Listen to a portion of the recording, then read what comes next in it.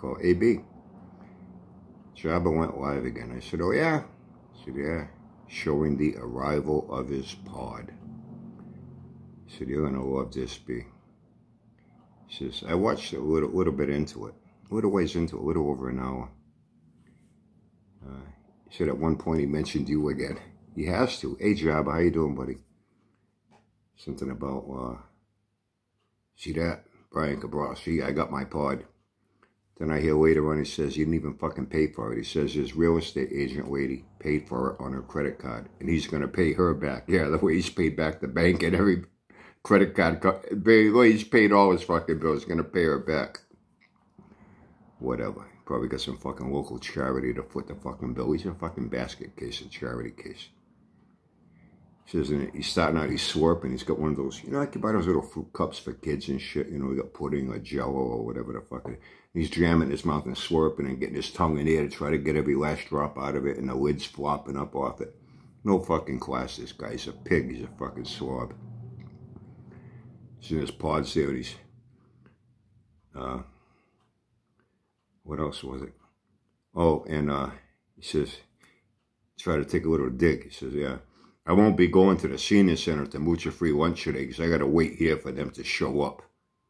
Like, you know, trying to be cocky about it. What's there to be cocky about?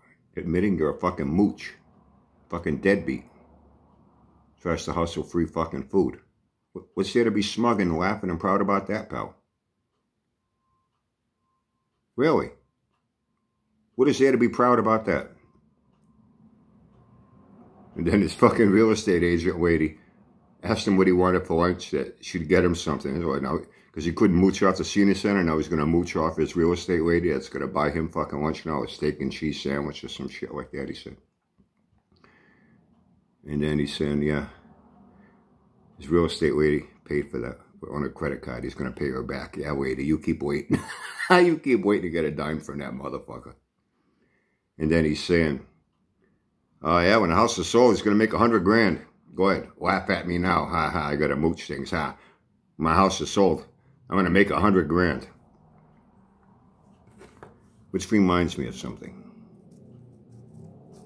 Is it a job? I know you're watching. Your real estate lady put that sign out front yet? Is it officially up for sale now?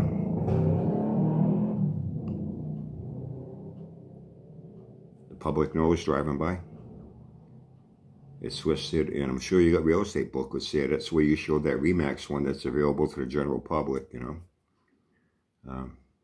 Is it listed in any real estate section in there? Is it on an internet real estate site? Is it? Wasn't it you said that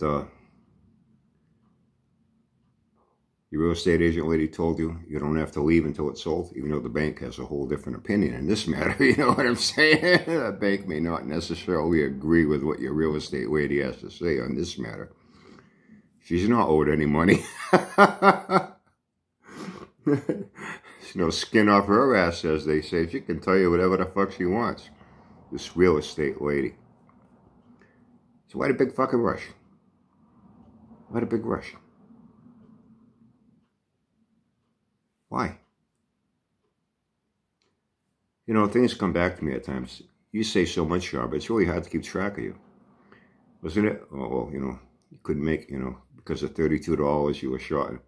Wasn't it a few weeks before that when you had to come on here and tell everybody, oh, I got another loan modification and they set me up on another program. I just got to make 3 consecutive monthly payments, which is going to be a lot more than what my regular payment was, which I'm not going to be able to afford going forward. So I'm going to have to sell the house and leave anyway. And I already have 2 payments sitting over there in an envelope. He said like $4,000. Is that what he said, Jabba? I already got $4,000 sitting in an envelope over there. I'm all set. Just wait till I get my next disability check.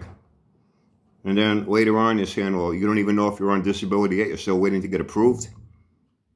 Hey, Jabba, don't get mad at me because I just repeat all the shit that comes out of your fucking mouth. The way other people do. Maybe you don't listen to yourself when you talk, but other people do. Maybe you don't remember what you say, but other people do. Okay? And even some of the people in your chat were saying, hey, guy, You know, when that first month came along, you already got 2, you should have given them the first payment. Second month, sure, you're doing it on schedule and you're doing it the way they asked you to do it. And then maybe the third one, you come up $32 short. Maybe they wouldn't make a big deal out of it because you hadn't got your disability check yet that you say you're still waiting to be approved on for the third fucking time. You know what I mean? Maybe they'd be a little more understanding.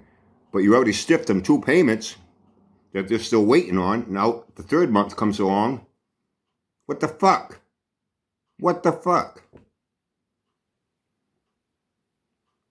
So what'd you do with all that money?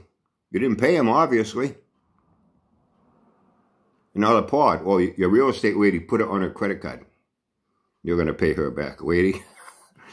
If there is a lady. And why the big rush to get out? And then once, you know, because you don't understand things, Jabba, I explained to you about how a closing works on a property. I've been through it on a few occasions. As many other people that watch have. You know, you say things you don't know what you're talking about, then you get criticized, and then you get pissed off and angry. I'll repeat it one more time. For a closing to occur, you need to have a prospective buyer that has enough serious interest, they put down what's called a binder. Another word for deposit. Just to hold it, to give them a day or two, get to a bank, mortgage lender, apply for a mortgage, or what has to be done, their credit check, the whole 9 yards. And then before the bank even approves it, they want to make sure the house is worth the money. They get that house checked out. They get an inspector to go. They check out the structure, the roof, the windows, the leaks, basement leaks, everything. Heating systems, plumbing, pipes, bathroom, sinks. They check out everything. Then once they say, yeah, okay, the house is okay, there's no termite infestation, nothing like that, then it officially gets approved. They contact the realtor. Now they get a confirmation, okay, it's been approved, the money's here. Just let us know when you want to set up the closing. And they also got to do a title search. Make sure there's no back taxes owed. Make sure there's no lien on the property because you stiffed the contractor on a big renovation job. You owe him $50,000. You never paid him. Now they put a lien on your property. The way a mechanic can put a lien on your car. If you go there, they do extensive work. You don't pay them. They can put a lien on your fucking title. You can have a title lien on a car. You know, you guys know this shit, right? Jabba don't know this shit. You know, and from the time that person shows up, and then they run through all this logistical paperwork and inspections before now they set a date for a closing where an attorney has to be there and all your closing costs comes in. The realtor, the seller, the buyer. You know, the bank is just a phone call away. All they got to do is call, okay, the meeting's all set up. They click it. They get the electronic transfer. Okay, everything's all set. The money goes to the seller. Or if there's still a mortgage on it, it goes to their particular bank. They owe a mortgage on. The bank will take their money. What's left over goes to the seller, you know. And from the time that a buyer shows up there and puts down that binder, that deposit, takes anywhere from 10 days to 2 weeks. And it's usually closer to 2 weeks. And in some cases, it can even go 3 weeks if they find a little glitch, a little problem in the title search with something. It needs to be cleared up. Maybe there was a lien at one point. Then the seller says, no, that was taken care of on this date, and then they go look it up, and due to a clerical error, it was cleared up, that money was repaid, so now they got to clear that deed title on that house, and the little things can pop up, so plan on at least 2 weeks. 2 weeks should be more than enough time for you to pack and get the fuck out of there. Why the big rush now? You said your realtor said you can stay there as long as you want, until the house is sold. Why the big rush now? Who knows how long it's going to come along before anyone even shows any interest and wants to put a fucking binder deposit on it. That could be weeks or months. You know what I'm saying? So why the big rush now? Why the big rush now? Unbelievable, this fucking guy.